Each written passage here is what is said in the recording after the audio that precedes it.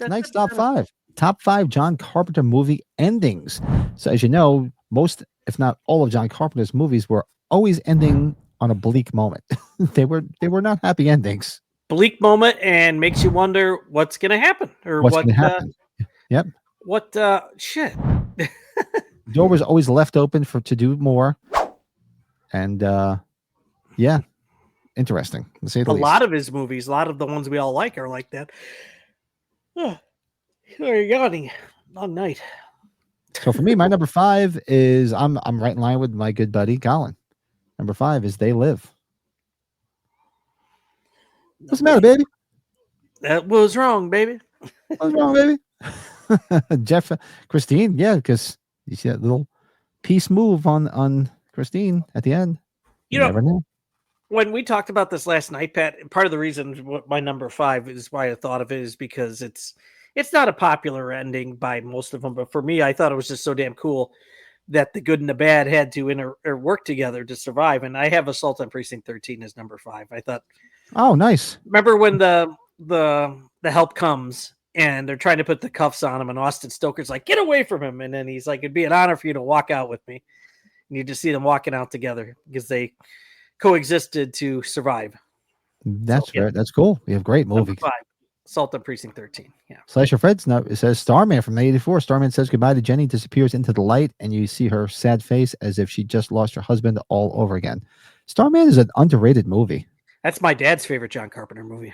It's a good movie. I watched it a couple months back. I think it was on Pluto, and I rewatched it for the first time in 20 some odd years, and I was like, you know what?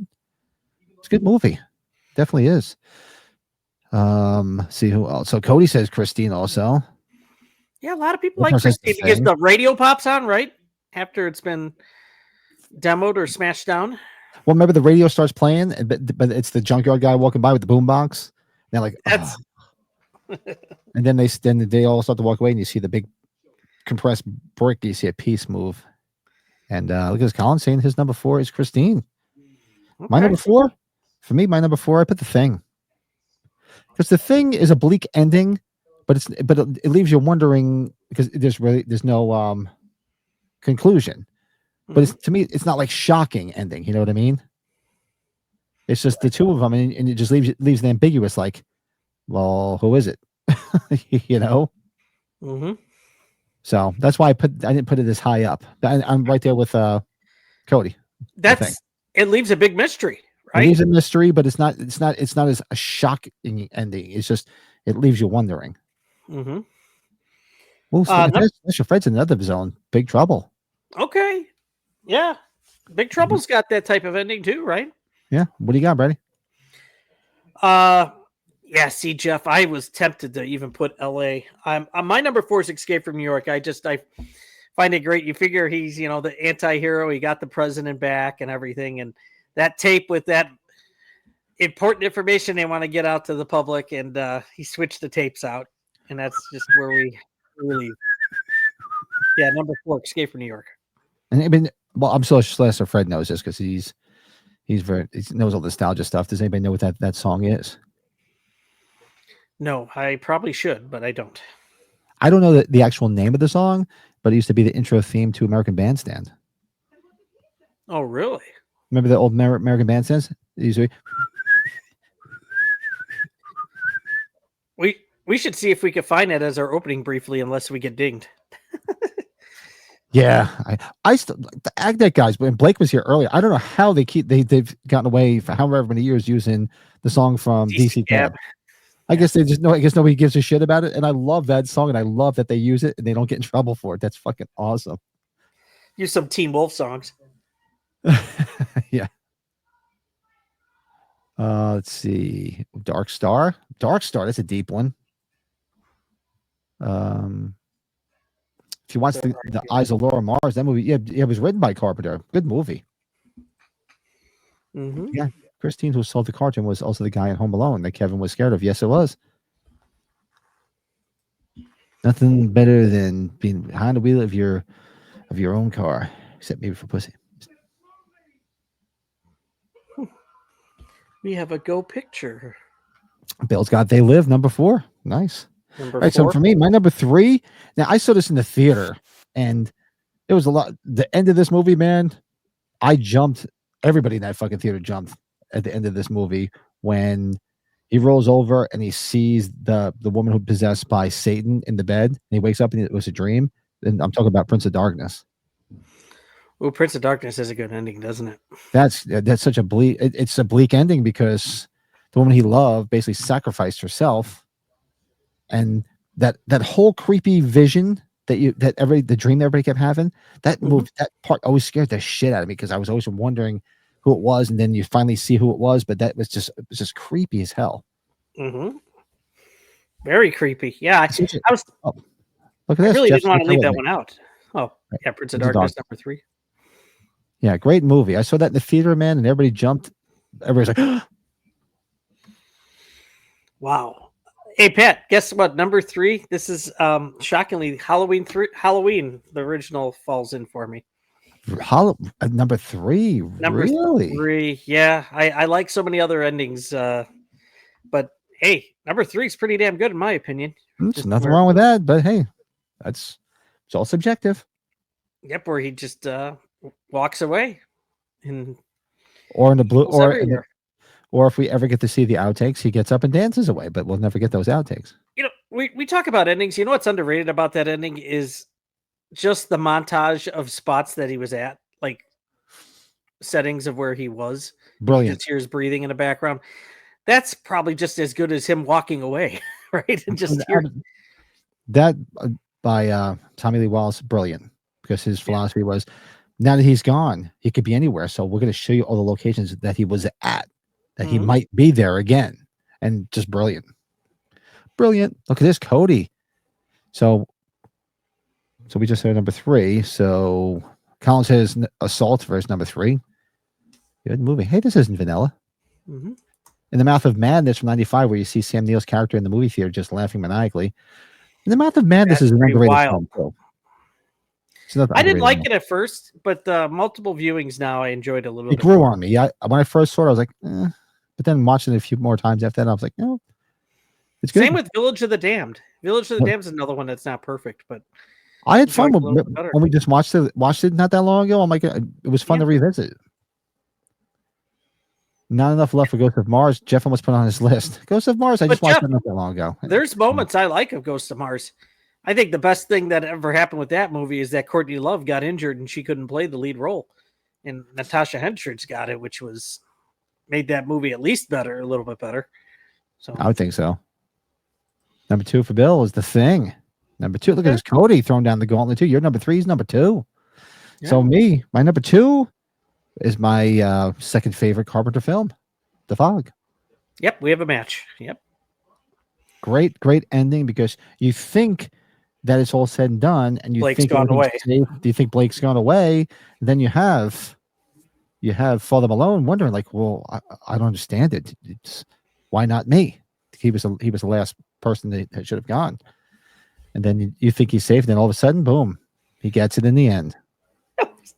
That was one of my favorite, actually, few minutes that we had at the convention, or like when we were on the tours. Just in that church, we're trying to figure out where Hal Holbrook was sitting. Remember, we're all debating about it. Oh, where he just comes Frank up. And Darren are debating, right? And then we asked Sean. Sean's like, I think it's over here. No, wait a minute. I don't know if it's there. Yeah, it's tough to figure out where he just comes out of nowhere and scares the shit out of him. Figure it out. Yeah.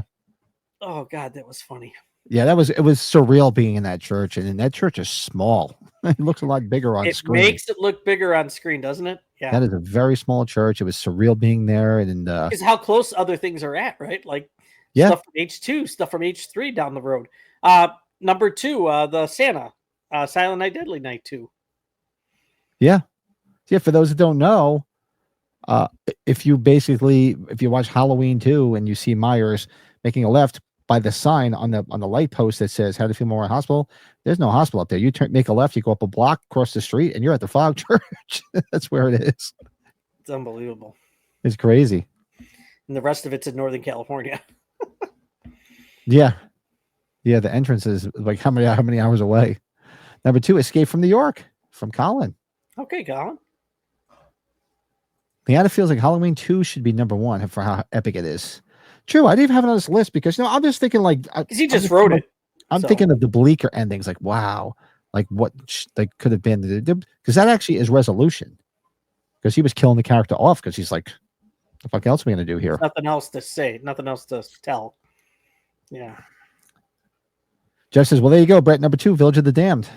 But shit, the Fog and the Thing really earned these spots too. Yeah, the Fog. Yeah, Jeff, we know you like that. I remember you talking how much you like Village of the Damned. Bill only chose from Carpenter's directed films. If we chose from films he wrote, my list would be. Oh yeah, this was just specifically. I maybe should. Yeah, I mean, I kind of figured you guys got that.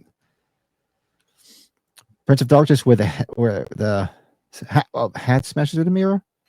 The head, I think the head, right? No, well he throws. Oh, the hat.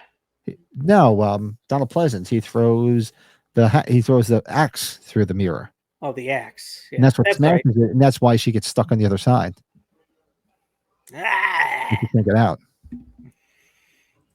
Bunch of creepy scenes in there, especially when he walks down the hallway at night. Oh yeah, Halloween 2. It's got some. I mean, say what you want about it. You know, Rick Rosenthal did what he did, and it's still the best sequel in the franchise. I'm sorry. I really like this. Say if you could combine them both for one long movie, which it basically is. If you just watch it, it's a one long film, and it's picture perfect because you brought the same crew. It was within the same couple of years, so the film stock was the same. You had the same lighting because you had Dean Cundy. You had the same cinematographer.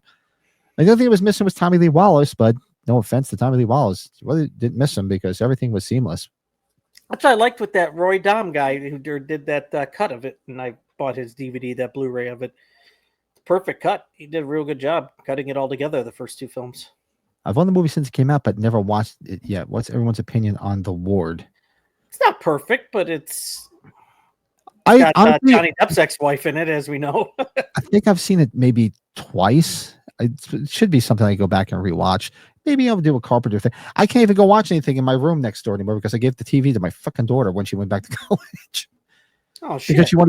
Because she wanted to bring a TV because now she's not in a dorm room. Her and her friend got an apartment. They have their own apartment, like not like a dorm apartment. They just rented an apartment. They're gonna stay there even during break. She got a job at Applebee's, so she's staying out there. Oh wow! So she's like, I need a TV for my room, but the TV in her room here was mounted on the wall, and they kind of can't put shit like that on the wall in our apartment. So she's like, I need to go get a TV, and I'm like, I don't want to lay out money for a fucking TV. I'm like, just take this fucking TV. So I gave her the TV from the other room. I just put it on a stand or a base. I don't have a TV down here. If anything, I'll just take hers off the wall upstairs and just lean it. I don't care. I don't need it mounted anywhere. Oh, but so you're not going to have to quote unquote worry about her then if she's sticking there. Oh. No, she'll be there. Yeah, she's supposed to. She's tomorrow's first day of school. Her classes start tomorrow. She got her job. Says she's gonna be working, and yeah, they're growing up fast. So, what was your number 2, Brett? My number 2 was The Fog with you, bud. The Fog also, right? We had a match at The Fog. So I'm curious to see what your number 1 is. So everybody knows what my number 1 is. My number 1 is the same as Bill's. I mean, Halloween to me, that ending is that I can still remember being in my parents' house in 1980, watching it for the first time, and being scared shit. Being there, I was there with my brother, and I was there with my 2 cousins. We were watching it, and when Loomis looked over and he was gone, we were just like. Because we were all young, and we didn't know any better. We didn't even know what the movie was. We just watched it because we watched it after the Warriors. We were there to see the Warriors. And we were just like, whoa, what the fuck? He's still alive? And then we thought the movie was going to go on, and then the movie ends. We're like, what? So, very nostalgic. Yeah, indeed, man. So, I'm curious. I love it just because I just wonder what's going on in the world. It's They Live, man. I still think that's the best. And because of the scene at the end, because the woman's on top of the guy in bed. Yeah, it's not bad. What's wrong, baby? The idea that they take the satellite out, right? So the disguise is no longer. Expose it all, that whole world, and so now what happens? Right. They Live is just keeps on climbing and climbing for me. Like, I don't know if it'll pass The Fog or Escape from New York as number 2 or 3 for me for Carpenter movies, but yeah, I love that ending, and probably biased too because Roddy Piper's in it, Keith David, 2 guys that I just adored. So good people, They Live. I have to do that. I have to go watch Someone Is Watching Me. I haven't watched that in a long time. Remember the TV movie that he did? Yeah. I remember, when I watched that, Pat, after I hadn't seen When a Stranger Calls in a long time, so I revisited that. And then I watch Someone's Watching Me.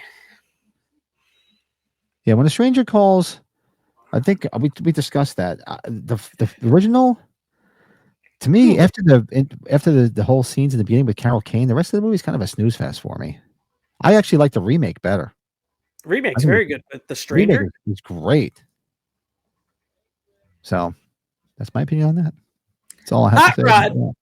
Oh, you're thinking of Roddy Piper. That's right, Cody. I'm thinking of the movie Hot Rod too, with Andy Samberg. I love that movie. You ever Masters seen of Hot Horror. Rod, man? Yes. Oh God, it's so funny. Didn't Blake and Ronnie do that? Did they do that? I think they did it not that long ago. Go look on the channel. I'm pretty sure they did. John Carpenter directed a few episodes. Oh, this Masters of Horror was awesome. Cigarette Burns, right? That's the one big one I remember. My favorite one was Jennifer.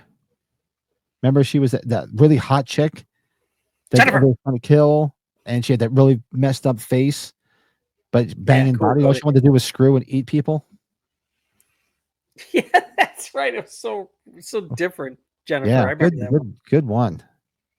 There was a few, and wasn't a Massive Horror didn't have the one episode with George Wendt? Was George Wendt on one? I'm almost positive it was part of Masters of Horror, where George Wendt lived all alone, and this woman moves in across from him, and he's trying to be like friendly, and it turns out that he is he kills people, and bombs them and turns them into and has them around his house, so he has like a family around him, like a wife and kids and everything. I think it's Masters of Horror. Correct me if I'm wrong, but I thought it was part of that, and it was George Wendt, and he plays such a great part as this evil person. Yeah, you have to check it. If you haven't, check it out. Yeah, check it out. It's definitely worth checking out. Yeah, now I feel like watching Hot Rod now. The movie was fun. Ian McShane is the dad, right? I remember watching The Shadows Outside at night a lot closer after watching Halloween for the first time. I rode my bike past the darker areas. You know what? You're not crazy, because I used to think the same thing, because Dean Cundy nailed the lighting so well that it looked like it was. I mean, if you guys remember the days of riding bike home, going home, and the street lights and all that lighting, he just nailed it. So yeah. The thing I think, seeing at a very young age, that I probably shouldn't have, I think it was like that white mask that really just kind of really freaked me out, of course, because it's just, there's no face, right? There's no expression. So yeah. I mean, you can go with H3 because he technically was part of it, but I just didn't really put it in the running because he didn't direct it. That's why I didn't have H3 really even as an afterthought. But that's a bleak ending. Is that if we just did movies he's involved in, that probably would be my number one. Like, I know he got a paycheck with his name just for Halloween 4, but Halloween 4 has got one of the great endings, as we know. Oh, big time, yeah. Cody, he's been drinking green tea all day. Big Trouble in Little China, with the dog-faced monster rising from the sewers and onto the Pork Chop Express. We haven't done that. We were talking about doing a watch long of Big Trouble. We still have not done that. Maybe this fall. I'll have to stick that on the list. But yeah, that's our top 5 Carpenter movie. John Carpenter movie endings. That was fun, and had some great answers. Get everybody's opinion, right, Pat? It was so cool to have everybody else kind of chip in on theirs. Yeah, throw some more in the chat if you haven't thrown your list in there, and hit us up in the comments, because we'd be curious to hear it. Because it was nice to see that 2 of us weren't on the same page. We only nailed on one, right? Just our second one, which is The Fog. Thank you for watching That Horror Movie Podcast Top 5 Ranking. We do a Top 5 ranking every Sunday night live on That Horror Movie Podcast, 8 p.m. Eastern Time, live on this channel. So make sure you subscribe to the channel, get all the notifications. When we go live every Sunday, and we go live every Tuesday for watch-alongs, and sporadically here and there, and all sorts of other videos along the way. So if you like music, comedy, horror, any of that stuff, this is the place to be. Keep coming back and watching our top 5s.